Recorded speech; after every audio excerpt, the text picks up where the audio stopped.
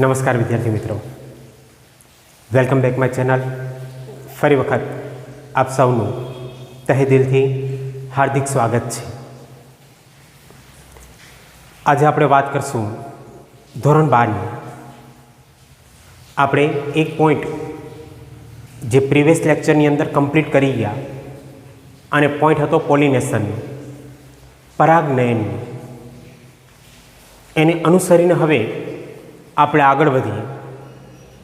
પણ આગળ વધતા પહેલાં, ટોપિકમાં અંદર જતાં પહેલાં ફરી વખત કહી દઉં, જો તમે નવા હોય મારી ચેનલ ઉપર તો મારી ચેનલને સબસ્ક્રાઈબ એ કરી લેજો, જેથી કરીને નીટ બેઝ માટેના જે વિડીયો છે એની નોટિફિકેશન એ તમને પ્રાપ્ત થતી રહે.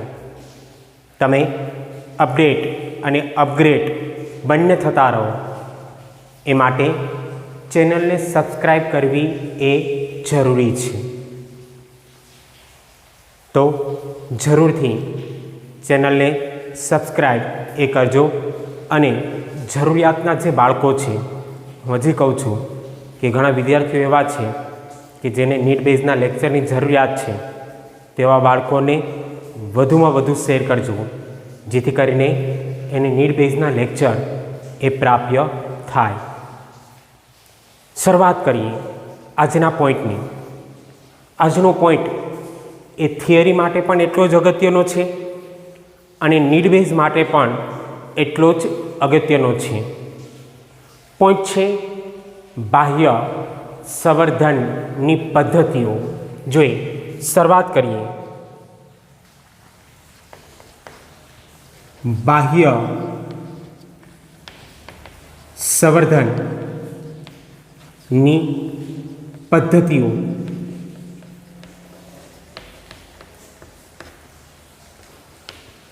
બાહ્ય સંવર્ધનની પદ્ધતિઓ.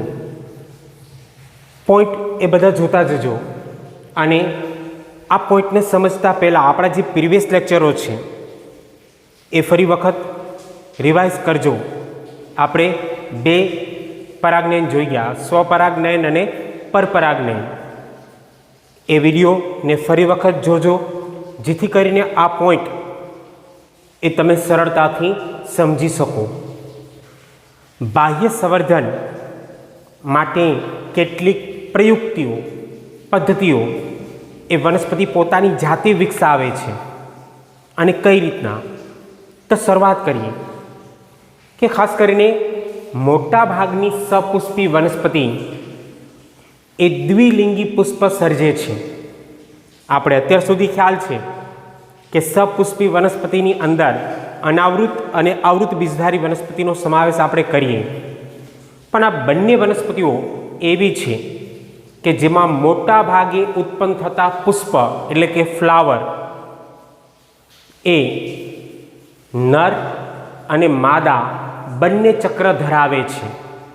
એટલે કે એક જ પુષ્પની અંદર પુંકેસર પણ આવેલ હોય અને એક જ પુષ્પની અંદર સ્ત્રીકેસર એ પણ આવેલ હોય છે. તો અહીંયા સૌથી પહેલો પોઈન્ટ એ આપણે દર્શાવીએ કે ખાસ કરીને મોટા ભાગની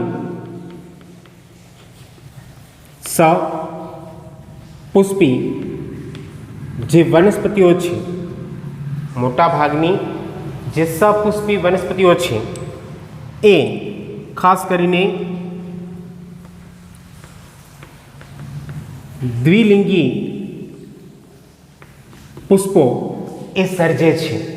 મોટા ભાગે આપણે કહી શકીએ કે એમાં જોવા મળતા જે ફ્લાવર છે, પુષ્પ, એ મોટા ભાગે દ્વિલિંગી જ હોય છે.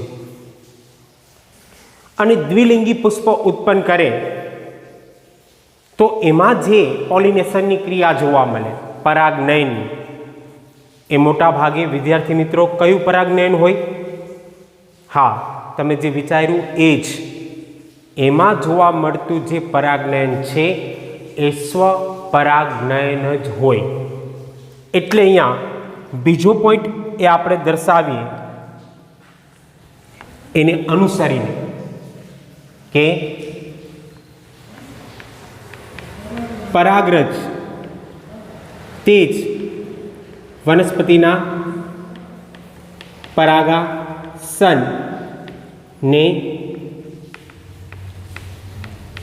પસંદ કરે છે, જેથી સ્વ પરાગનયન એ થાય. પરાગરજ તે જ વનસ્પતિના પરાગાસનને પસંદ કરશે, જેથી કરીને એમાં જોવા મળતી જે ઘટના છે એ સેલ્ફ પોલિનેશનની હશે, એટલે કે સ્વ પરાગનયનની.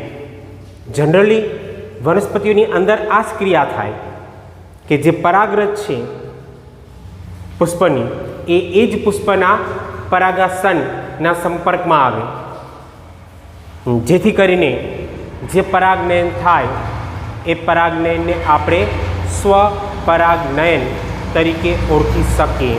તો અહીંયા સૌથી અગત્યનો પોઈન્ટ એ છે કે પરાગરજ એ જ પરાગાસનને પસંદ કરશે, જેથી એમાં જોવા મળતી જે ઘટના છે એ ઘટના એ કઈ હશે તો કે સ્વપરાગનયન. હવે સતત જો સ્વપરાગનયનની ક્રિયા એ આગળ વધે તો એના કારણે અંતઃસંવર્ધન દબાણ એ વનસ્પતિની અંદર સર્જાય. ઇનબ્રીડિંગ ક્રિયા અથવા ઇનબ્રીડિંગ ડિપ્રેશનની ક્રિયા એ વનસ્પતિની અંદર જોવા મળે. હું સમજાવું. અહીંયા પહેલાં પોઈન્ટ આપણે દર્શાવી દઈએ કે સતત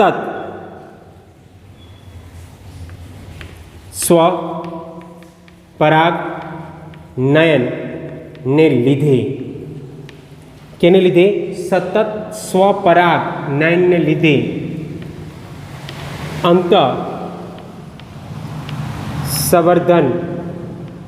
દબાણ એ સર્જાય છે. વિદ્યાર્થી મિત્રો, આ ખાસ ધ્યાન રાખજો કે વનસ્પતિની અંદર જો સતત આ ક્રિયા ચાલુ રહે, કઈ ક્રિયા? સ્વપરાગનયનની, તો એને લઈને અંતઃસંવર્ધન દબાણ એ સર્જાય. આપણે એટલો હવે ખ્યાલ હોવો જોઈએ કે સ્વપરાગનયન થાય એટલે એ અંતઃસંવર્ધનની ક્રિયા છે, અને પરપરાગનયન થાય એટલે બાહ્ય સંવર્ધનની ક્રિયા છે. ઇનબ્રીડિંગ અને આઉટબ્રીડિંગ બે ક્રિયા. સ્વપરાગનયન થાય તો અંતઃસંવર્ધન, અને પરપરાગનયન થાય તો બાહ્ય સંવર્ધન. પોઈન્ટ એટલો ક્લિયર તમારો? પણ અહીંયા શું કહેવામાં આવ્યું કે સતત જો સ્વપરાગનયનની ક્રિયા એ ચાલુ રહે તો એને લઈને જે અંતઃસંવર્ધન થાય છે એની ઉપર દબાણ સર્જાય. અને દબાણ એટલા માટે સર્જાય કે જેથી કરીને સ્વપરાગનયન અટકે અને પરપરાગનયનની ક્રિયા એ શક્ય બને. આ દબાણ ડિપ્રેશન એ સર્જાવા પાછળનું મેઇન કારણ એ હું તમને કહું છું કે દબાણ સર્જાવા પાછળનું મેઇન કારણ એ છે કે સ્વપરાગનયનને અટકાવવું અને પરપરાગનયનને પ્રોત્સાહિત કરવું. અને આ જે દબાણ સર્જાય છે એ એક રીતે આપણે કહી શકીએ કે વનસ્પતિની અંદર થતી એક પ્રકારની પ્રયુક્તિ છે કે જેના કારણે એવી વનસ્પતિઓની અંદર અંતઃસંવર્ધનને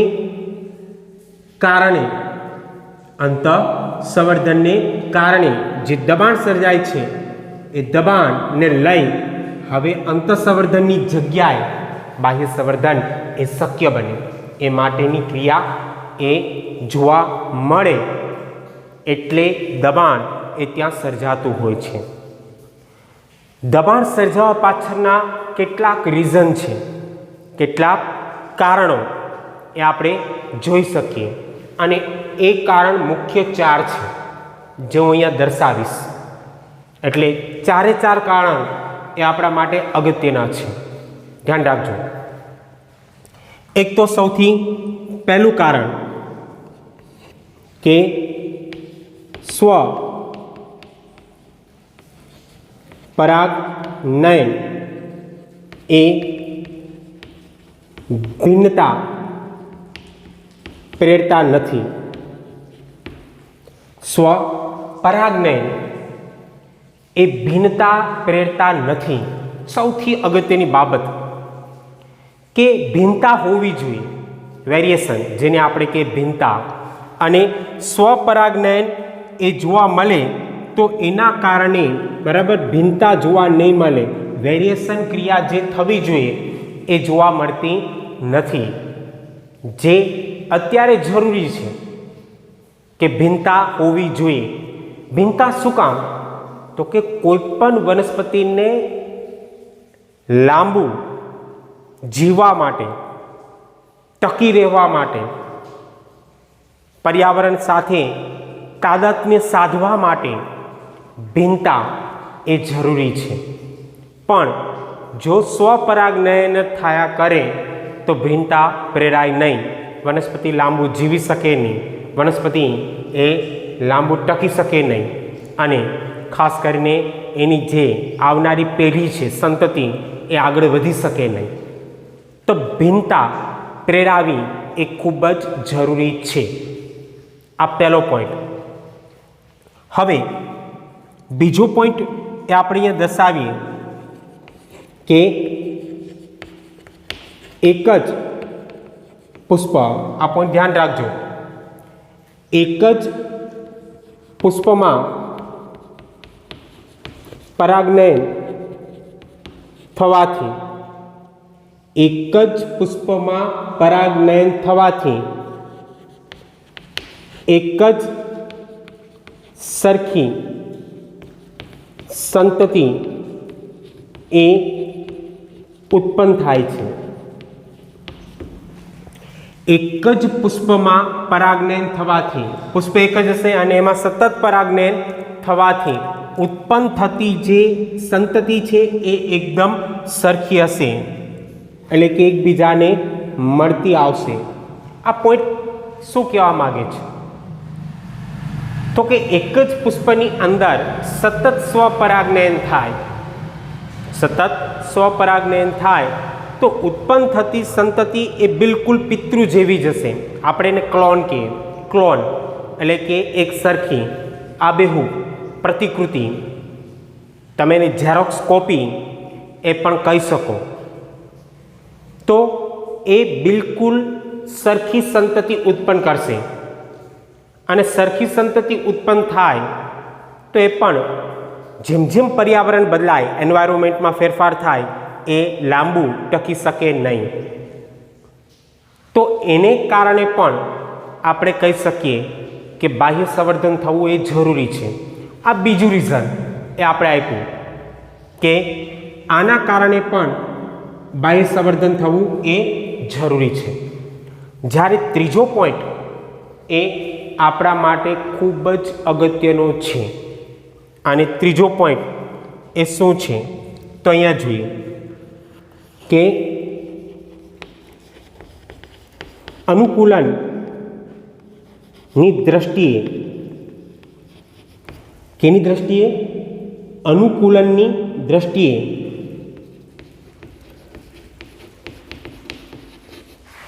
સર્વાઈવલ ઓફ ફિટેસ્ટ ના સિદ્ધાંત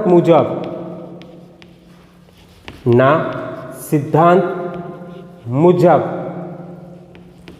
જેમ ભિન્નતા વધુ તેમ સંતતિમાં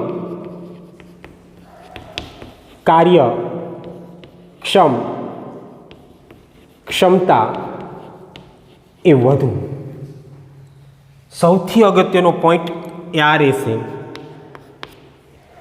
કે અનુકૂલનની દ્રષ્ટિએ, એડેપ્ટેશન ને લઈને આપણે જોવા જઈએ તો અનુકૂલનની દ્રષ્ટિએ ડાર્વિન દ્વારા આપવામાં આવેલો એક નિયમ છે, સર્વાઈવલ ઓફ ફિટેસ્ટ. હું ટૂંકમાં કહી દઉં, જે લડી શકે છે, જે ટકી શકે છે, એ જ લાંબુ જીવી શકે છે. જે નિયમ હાલમાં અત્યારે આપણે પણ લાગુ પડે. જે લડી શકે છે, જે ટકી શકે છે, એ જ લાંબુ જીવી શકે. અને ક્યારે લડી શકે, ક્યારે ટકી શકે અને ક્યારે લાંબુ જીવી શકે, જો એનામાં ભિન્નતા હોય તો. કોઈ પણ સજીવની અંદર ભિન્નતા એ જોવા મળે તો જ એ લાંબુ જીવી શકે. આપણે એવું કહીએ છીએ કે અત્યાર સુધી મનુષ્ય એટલા વર્ષ સુધી શું કામ જીવંત રહ્યા? કારણ કે આપણી અંદર સતત ફેરફાર થયા કરે છે. થોડો ફેરફાર એ થયા કરે છે. આપણે એવું કહીએ છીએ કે આપણી જે પેઢી છે એ જોઈએ તો આપણા દાદા હતા, આપણા ફાધર, આપણે છે, અને આપણા દ્વારા આવનારી જે આપણી પેઢી છે એમાં કંઈક ને કંઈક ફેરફાર તો હશે. આપણે એવું કહીએ છીએ કે અત્યારનું જે બાળક છે એ 5G છે, આપણે બધા 4Gમાં આવી ગયા. એ અપગ્રેડ વર્ઝન છે કે એ નાના બાળકને તમે મોબાઈલ આપી દો એટલે એ સરળતાથી ગેમ રમે. જે આપણે ખ્યાલ ન હોય એવી ગેમ એ સરળતાથી રમી શકે છે.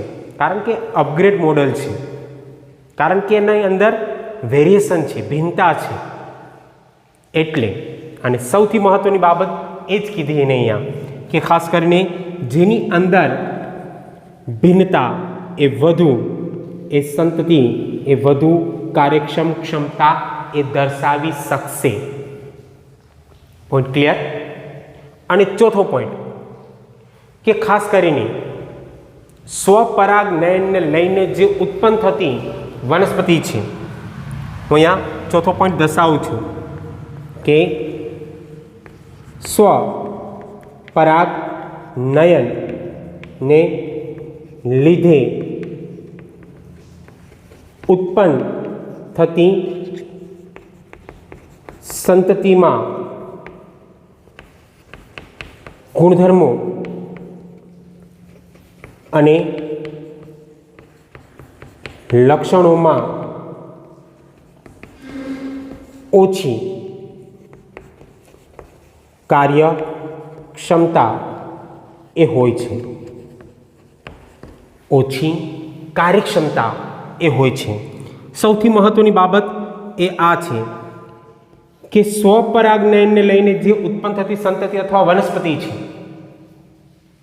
એમાં આની કમ્પેરિઝનમાં, એટલે કે જે ભિન્નતા દ્વારા ઉત્પન્ન થયેલી સંતતિ હશે એની કમ્પેરિઝનમાં અહીંયા એને કીધું કે ઓછી કાર્યક્ષમતા હોય.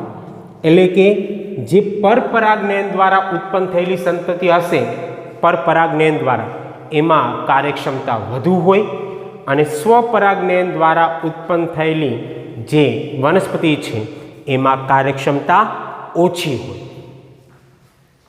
એટલે પણ કેટલીક વખત વનસ્પતિઓ એ સ્વપરાગનયનને અટકાવે અને પરપરાગનયનને પ્રોત્સાહિત કરે.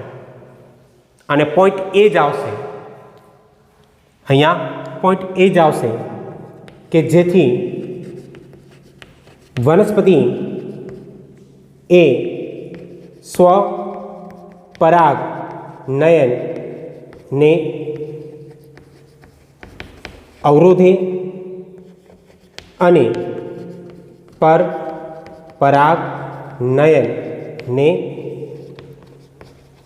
ઉત્તેજિત કરે છે. પોઈન્ટ ક્લિયર થઈ ગયો વિદ્યાર્થી મિત્રો? જેથી વનસ્પતિ એ સ્વપરાગનયનને અવરોધે, સ્વપરાગનયનને અટકાવી દે અને પરપરાગનયનને ઉત્તેજિત કરે, અને પરપરાગનયનને ઉત્તેજિત કરે જેથી કરીને બાહ્ય સંવર્ધન એ થઈ શકે. એમાં બાહ્ય સંવર્ધન એ જોવા મળી શકે. તો આ બાહ્ય સંવર્ધનને પ્રોત્સાહિત કરવા માટે જ આવી જે વનસ્પતિઓ છે સ્વપરાગનયનને અવરોધશે અને પરપરાગનયનને ઉત્તેજિત કરશે, જેથી એમાં બાહ્ય સંવર્ધન પદ્ધતિઓ એ જોવા મળે. અને બાહ્ય સંવર્ધન પદ્ધતિઓની વાત કરીએ તો અહીંયા આપણે જે મુખ્ય પદ્ધતિઓ જોશું, પ્રયુક્તિઓ, એ 3 છે. બાહ્ય સંવર્ધન માટેની પ્રયુક્તિઓ કેટલી? 3 આપણે પણ કેટલીક પ્રયુક્તિઓ કરીએ છીએ, જાણે અનજાણે આપણે પણ પ્રયુક્તિઓ યોજીએ જ છીએ ઘરમાં અથવા સ્કૂલમાં. ખ્યાલ આવે ને શું કહેવા માગું છું? પેપર સારું ન ગયું હોય તો પછી આપણે એવું કહીએ કે સાહેબે પેપર ચા પીધા વગર જોયું હશે. આ તમારા દ્વારા દર્શાવવામાં આવેલી પ્રયુક્તિ છે. તમે જે દર્શાવો છો એ બચાવ પ્રયુક્તિ છે. અહીંયા બાહ્ય સંવર્ધન પ્રયુક્તિ છે. ફેર એટલો જ છે. જોઈએ આગળ વધીએ. સૌથી પહેલી પ્રયુક્તિ અને એ છે ગ્રહણશીલતામાં થતો ફેરફાર. સૌથી પહેલી પ્રયુક્તિ છે ગ્રહણશીલતામાં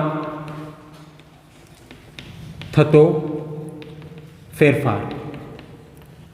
આ ગ્રહણશીલતામાં થતો ફેરફાર એ પણ એક રીતે જોવા જઈએ તો સ્વફલનને અટકાવશે અને પરાગનયનને આગળ વધારશે. હવે ગ્રહણશીલતામાં થતો ફેરફાર એ કઈ રીતના? તો અહીંયા ધ્યાન રાખજો કે પરાગાશયના ભાગેથી મુક્ત થતી પરાગરજ અને પરાગાસનના ગ્રહણમાં તાલમેલ એ હોતો નથી. ક્યારે તમે કહી શકો કે ગ્રહણશીલતામાં ફેરફાર થયો? તો કે જ્યારે પરાગાશયના ભાગેથી મુક્ત થતી પરાગરજ અને પરાગાસનની જે ગ્રહણ ક્ષમતા છે એમાં કોઈ તાલમેલ ન હોય ત્યારે તમે કહી શકો કે આ ફેરફાર થયો. કાનનો મેલ નહીં, તાલમેલ. બરાબર, એ ધ્યાન રાખજો કે કાનનો મેલ નથી, તાલમેલ છે. હા, અહીંયા કહી શકો કે કાનનો મેલ હોય તો સાંભળવામાં તકલીફ થાય અને અહીંયા તાલમેલ ન હોય તો ગ્રહણશીલતામાં ફેરફાર થાય. બે કંઈક ને કંઈક રીતે તો ફેરફાર યોજે જ છે. એટલે અહીંયા સૌથી મહત્વની બાબત એ છે કે ખાસ કરીને તાલમેલ એ ન હોય, અને તાલમેલ જ્યારે બેનો ન હોય, પરાગરજ અને પરાગાસનનો, ત્યારે આપણે કહી શકીએ કે ગ્રહણશીલતામાં ફેરફાર એ થયેલો છે. અને અહીંયા સૌથી મહત્વની બાબત એ આપણે દર્શાવીએ. ધ્યાન રાખજો વિદ્યાર્થી મિત્રો, આ પોઈન્ટ આપણા માટે અગત્યનો છે. અહીંયા આપણે દર્શાવશું કે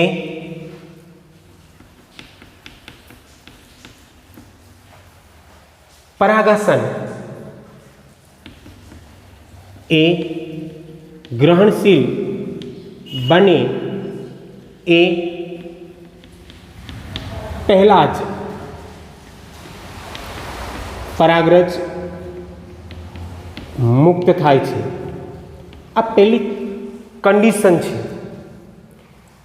કે પરાગાસન એ ગ્રહણશીલ બને એ પહેલાં જ પરાગરજ મુક્ત થઈ જાય.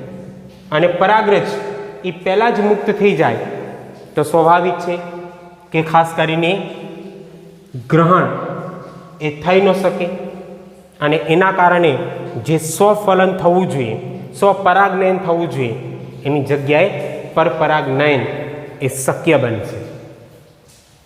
ખાસ કરીને જ્યારે આ ક્રિયા થાય એને પૂર્વતા તરીકે આપણે ઓળખી શકીએ. શબ્દ અહીંયા લખું છું, પૂર્વતા તરીકે તમે ઓળખી શકો. નીટબેઝ માટે ધ્યાન રાખજો. એનો મતલબ શું થયો કે પુકેસર પહેલા પરિપક્વ બની જાય. જો ધ્યાન રાખજો, પુકેસર પહેલા પરિપક્વ બની જાય અને પછી પરાગાસનનો ભાગ એ પરિપક્વ બને, એટલે કે ગ્રહણશીલ બને. પણ પહેલા પુકેસરનો ભાગ પરિપક્વ બની જાય એટલે કે પરાગરજ એ છૂટી પડી જાય, પણ પરાગાસનનો ભાગ એ પરિપક્વ ન બનેલો હોય જેથી ગ્રહણ નહીં કરી શકે, ગ્રહણ કરી શકશે નહીં, અને જેના કારણે સ્વપરાગનયન થવું જોઈએ એની જગ્યાએ પરપરાગનયન થાય છે. પોઈન્ટ એટલો ક્લિયર રાખજો. હજી અહીંયા એક્ઝામ્પલ એ આપણે આપવું હોય તો એક્ઝામ્પલ છે સાલ્વિયા ઉપરાંત સૂર્યમુખી, સાલ્વિયા ઉપરાંત સૂર્યમુખી, અને ત્રીજું ઉદાહરણ હજી આપવું હોય તો એ છે કપાસ, કે આમાં આ ક્રિયા જોવા મળે.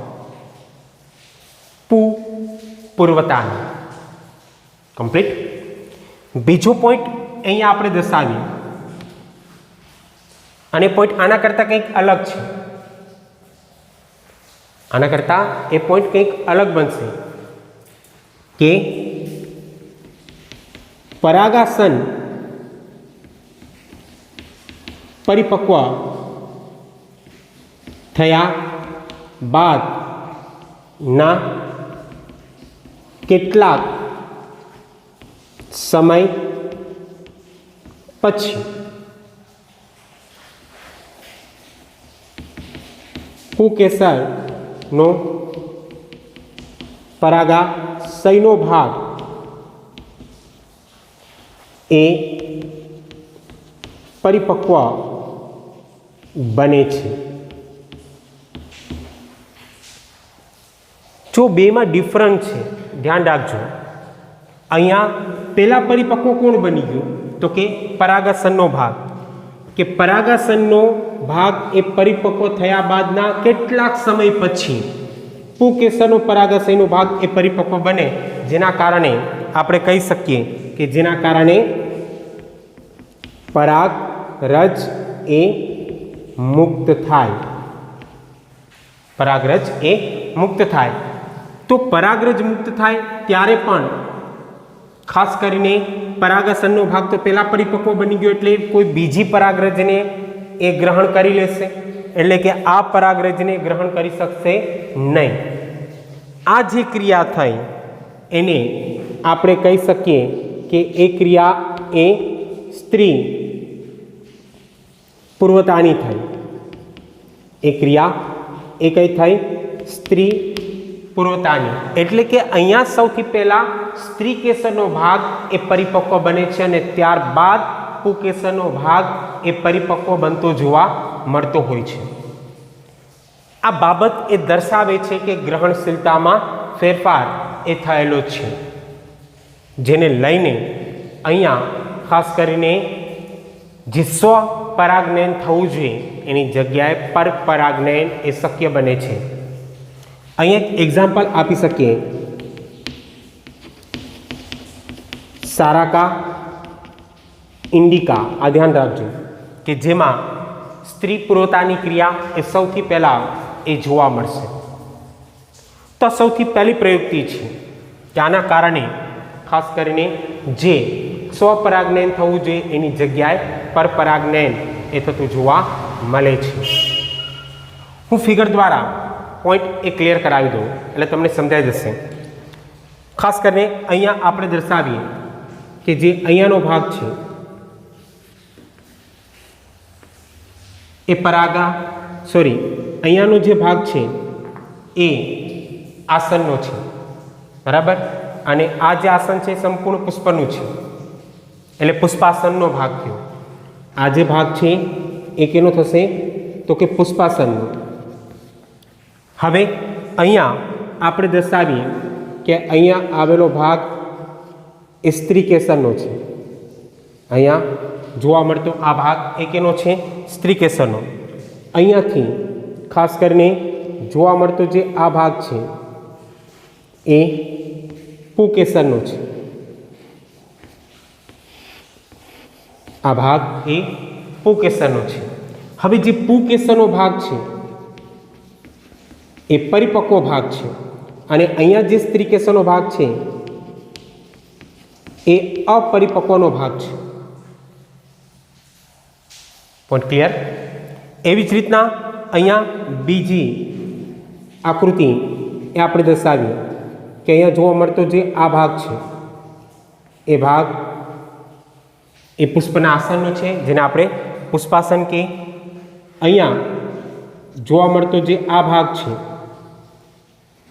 એ સ્ત્રીકેસરનો છે અને અહીંયા જોવા મળતો જે આ ભાગ છે એ પુકેસરનો છે.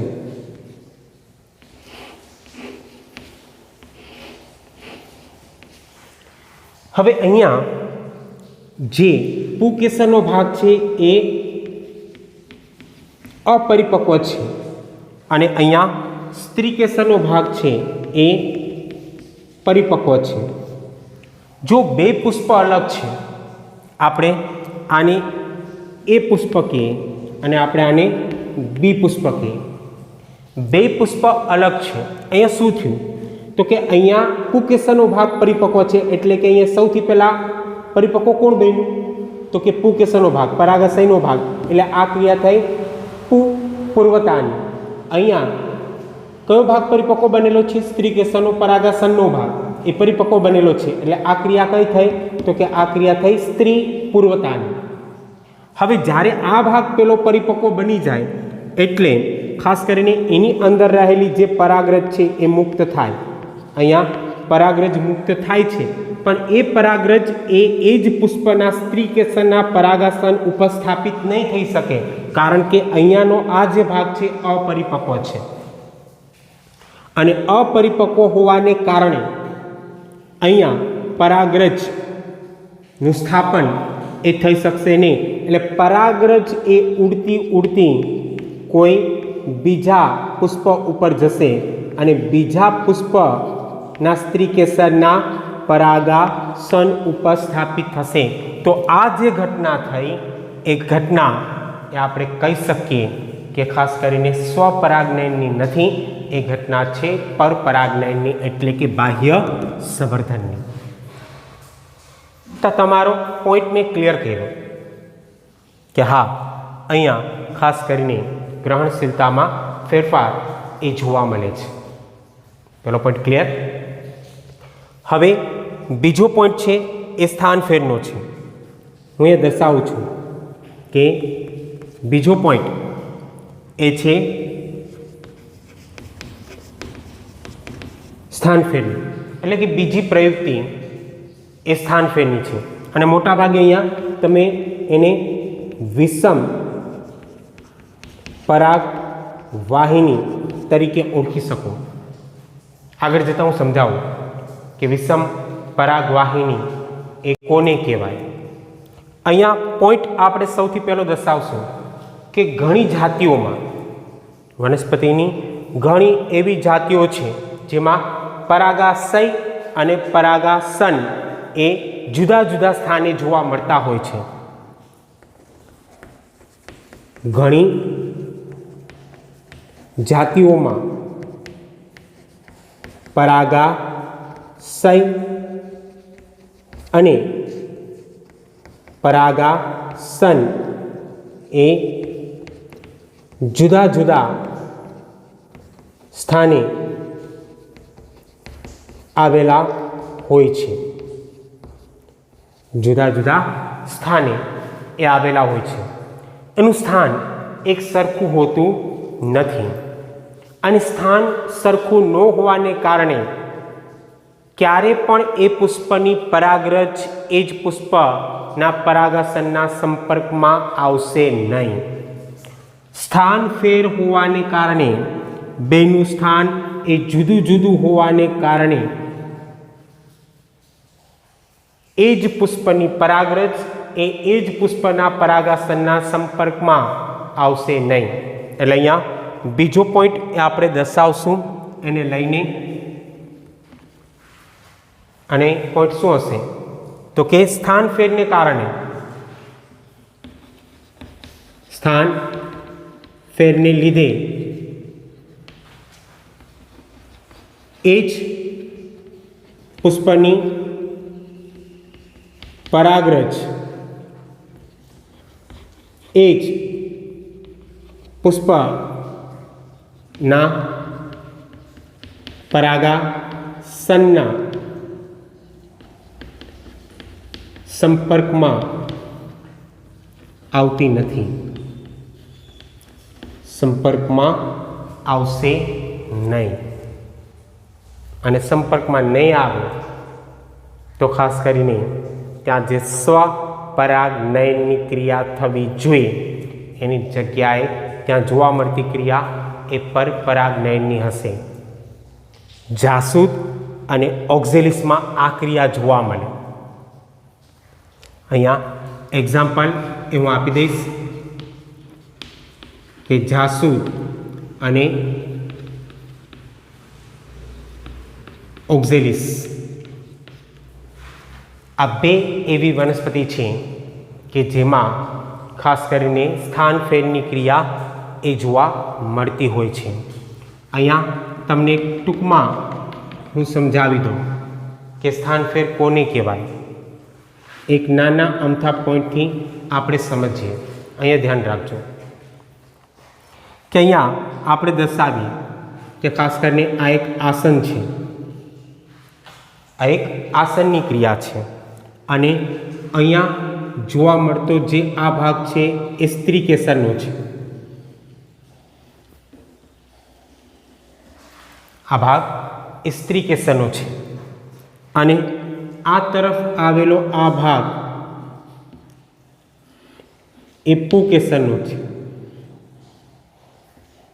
આ ભાગ એ પુકેસરનો છે. શું થયું? અહીંયા પુકેસર નીચે છે, સ્ત્રી કેસરનો ભાગ ઉપર છે. એટલે માનો કે કદાચ અહીંયાથી પરાગરજ મુક્ત થાય પરાગાશયમાંથી તો પણ એ સ્ત્રી કેસરના પરાગાસનના સંપર્કમાં નહીં આવી શકે, કારણ કે આ ભાગ ઉપરની તરફ છે અને ઉપરની તરફ હોવાથી બરાબર જે ઉડતી પરાગરજ છે પવન દ્વારા બરાબર એ પરાગરજ એ સ્ત્રી કેસરના પરાગાસનના સંપર્કમાં આવશે. તો સ્થાન ફેરમાં સૌથી મહત્વની બાબત શું થઈ તો કે એક એવી ક્રિયા હોય કે જેમાં ખાસ કરીને પુકેસરનો ભાગ નીચે હોય, સ્ત્રી કેસરનો ભાગ એ અપ હોય. હવે બીજી ક્રિયામાં આપણે જોવા જઈએ તો અહીંયા દર્શાવું કે બીજી એક એવી ક્રિયા છે. અહીંયા આવેલો ભાગ એક એનો છે તો કે પુષ્પાસનનો. અહીંયા જોવા મળતો જે આ ભાગ છે એ સ્ત્રી કેસરનો થયો કે આવી રીતના અહીંયા જોવા મળતો આ ભાગ એ સ્ત્રી કેસરનો છે અને અહીંયા આવેલો આ ભાગ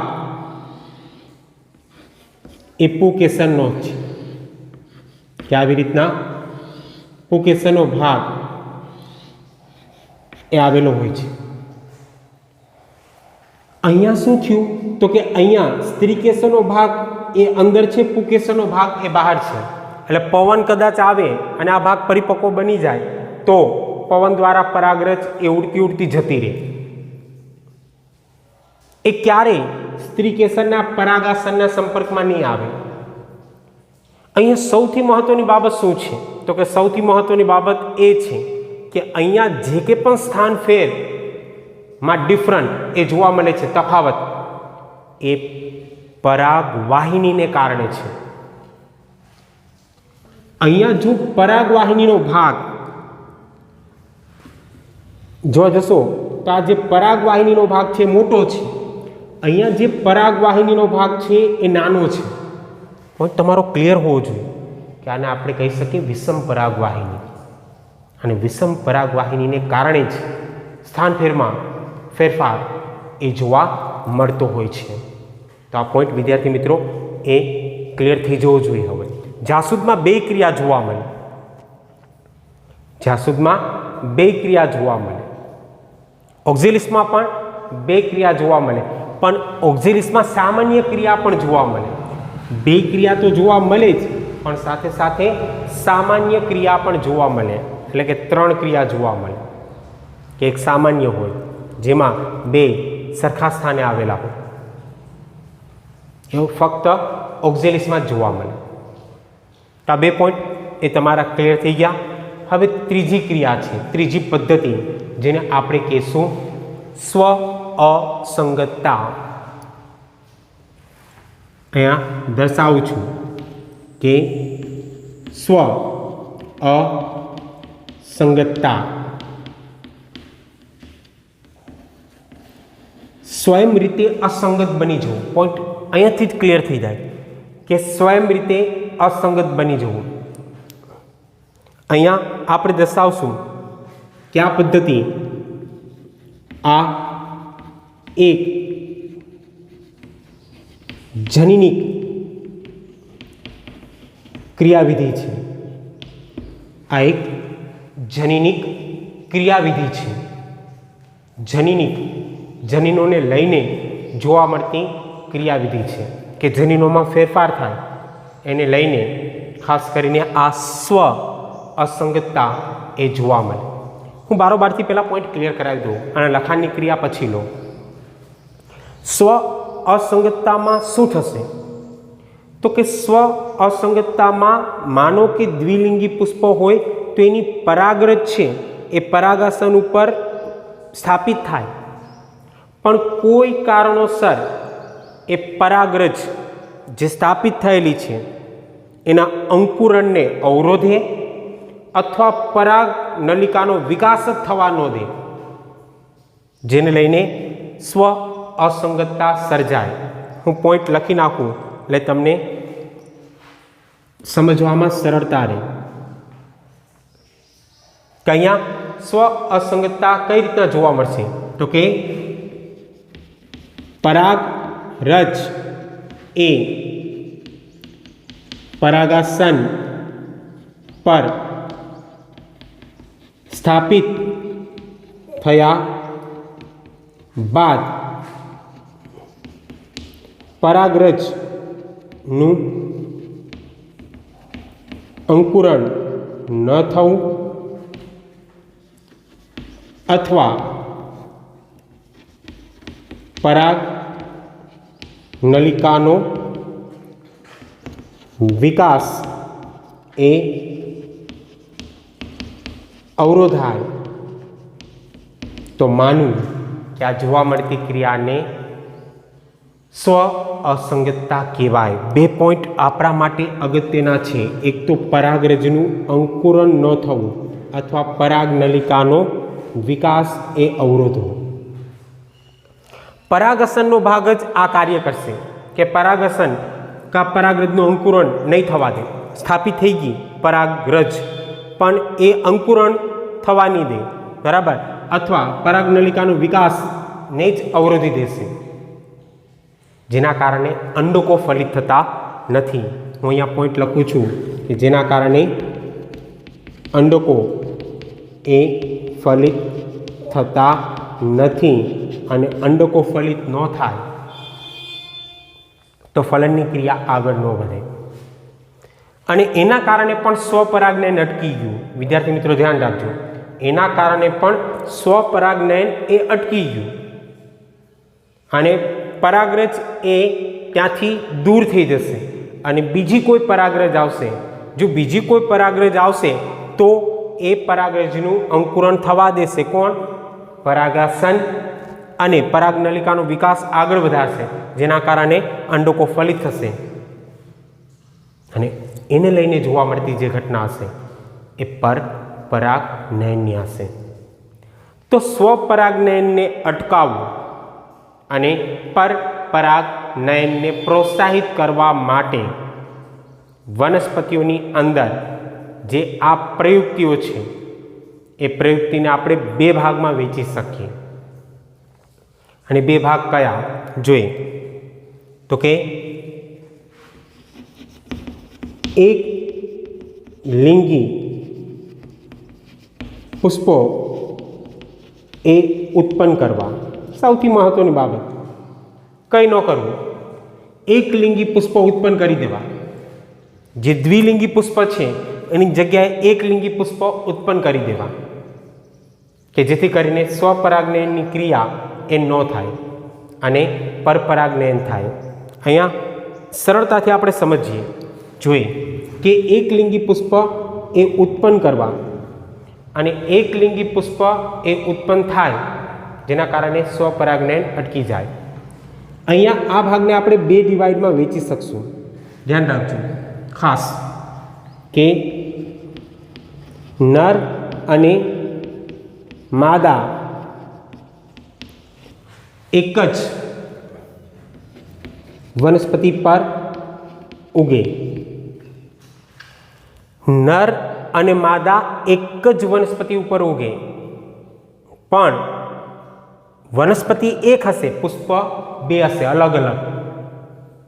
વનસ્પતિ એક, પુષ્પ બે, અલગ અલગ. આગળના પ્રીવિયસ લેક્ચર કમ્પ્લીટ કરજો એટલે ખ્યાલ આવી જશે. પોઈન્ટ ક્લિયર થવો જોઈએ. આપણે કીધું હતું મકાઈમાં આ ક્રિયા જોવા મળે કે વનસ્પતિ એક છે પણ એમાં પુષ્પ એ બે છે, જેમાં એક પુષ્પમાં નર પુષ્પ હશે, બીજા પુષ્પમાં માદા પુષ્પ. એટલે કે નર અને માદા એક જ વનસ્પતિ ઉપર ઉગે. હું અહીંયા ઉદાહરણ આપી શકું કે ઉદાહરણ તરીકે મકાઈ અને દિવેલા, અને મકાઈ અને દિવેલાની અંદર જે આ ક્રિયા જોવા મળે છે એને આપણે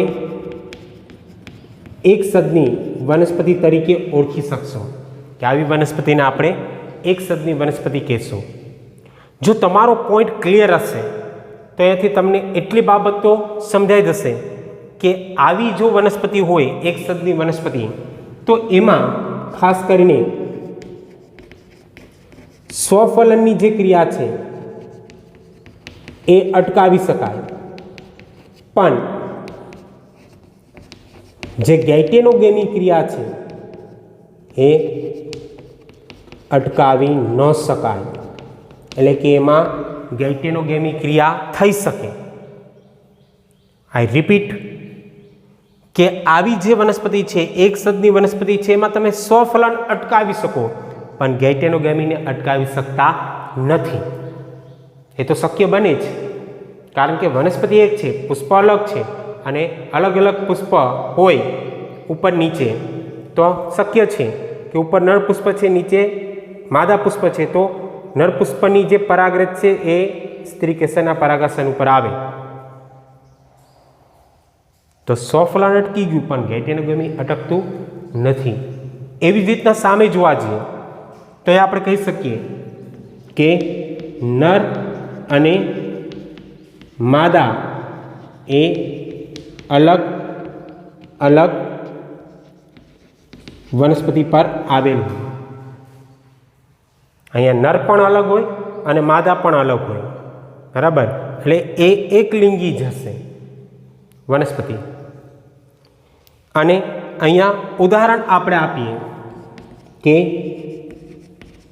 પપૈયા, જેમાં નર પુષ્પ પણ અલગ હોય, માદા પુષ્પ પણ અલગ હોય, અને આવી જે વનસ્પતિ છે એને આપણે દ્વિસદની વનસ્પતિ તરીકે ઓળખી શકીએ. આ એક સદની થઈ, ઓલી દ્વિસદની વનસ્પતિ થઈ. અને દ્વિસદની વનસ્પતિ હશે એમાં બે ક્રિયાને તમે અટકાવી શકો. સ્વફલન એ પણ અટકાવી શકાય અને ગેઇટેનોગેમી એ પણ અટકાવી શકાય. બંને ક્રિયાને તમે અટકાવી શકશો. ક્યાં?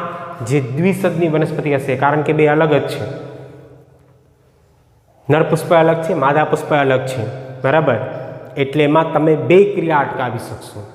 પણ જ્યારે એક સદની વનસ્પતિ હશે એમાં એક જ ક્રિયાને અટકાવી શકશો, અને એ છે સ્વફલન. ગેઇટેનોગેમી ક્રિયા તો જોવા મળશે જ. તો આ ત્રણ પ્રયુક્તિ આપણે જોઈ ગયા.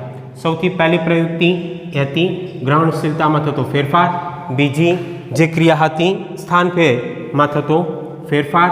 અને ત્રીજી ક્રિયા સ્વ અસંગતતા. આશા રાખું કે આ પોઈન્ટ એ તમને સમજાઈ ગયો હશે. નીડ બેઝ માટે અગત્યનો છે, એટલે ખાસ ધ્યાન રાખજો. ફરી વખત રિપીટ કરતા રહેજો પોઈન્ટ, કે જેથી કરીને તમે અપગ્રેડ એ થતા રહો. જો વિડીયો ગમ્યો હોય તો લાઈક કરજો, કોમેન્ટ કરજો, જેથી કરીને મને ખ્યાલ આવે કે તમને આ વિડીયો એ પૂરી રીતે સમજાઈ ગયેલો છે. લેક્ચર અહીંયા સુધી જ રાખશું. Thank you. ધન્યવાદ.